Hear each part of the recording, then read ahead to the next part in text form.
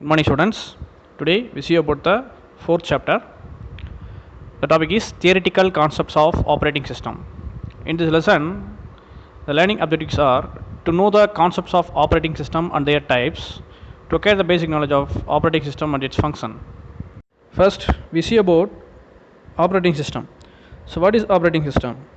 So, whenever you switch on your laptop, desktop, tablet, or even on mobile phone, you might have observed that it takes some time to load your home screen. Here, your device is starting a software in the background, and the software will help you control your computer or mobile device and lets you run other application on top of it. Generally, operating system is a program that manages the computer hardware and other software applications. Now we go in the lesson.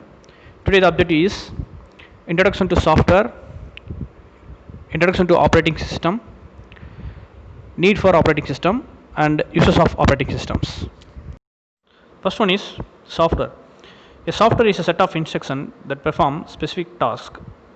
It interacts basically with the hardware to generate the desired output. Mainly, the types of software mainly subdivided into two parts. One is application software and another one is system software. First one is application software. Application software is a set of programs to perform specific task. For example, Microsoft Office Word is an application software, create text document, and VLC player is a familiar application software to play audio, video files and many more. Nowadays, the lot of softwares we can use like a C, C++, Java. Some of the software is an application software. The next one is system software. System software is a type of computer program that is designed to run the computer hardware and application programs. For example, operating system and language processor is a example of system software. The next topic is introduction to operating system. An operating system acts as an interface between the user and hardware, provides an environment through which other programs can do useful work. Users easily access a computer system through operating system. In simple terms, an operating system can be set as a software that manages computer hardware, which makes the computer system more effective. Without an operating system, a computer cannot effectively manage all the resources. When a computer is switched on, operating system is loaded into the memory automatically. A user cannot communicate directly with the computer hardware unless an operating system is loaded. Here, some of the popular operating systems, the Windows, Unix, and Linux, and Mac OS, are some of it well-known example used the overall the world. Nowadays, the mobile OS and Android, iOS also used to the operating system. Now let's see about overall computer structure. It's a need for operating system. Computer can be divided into four components.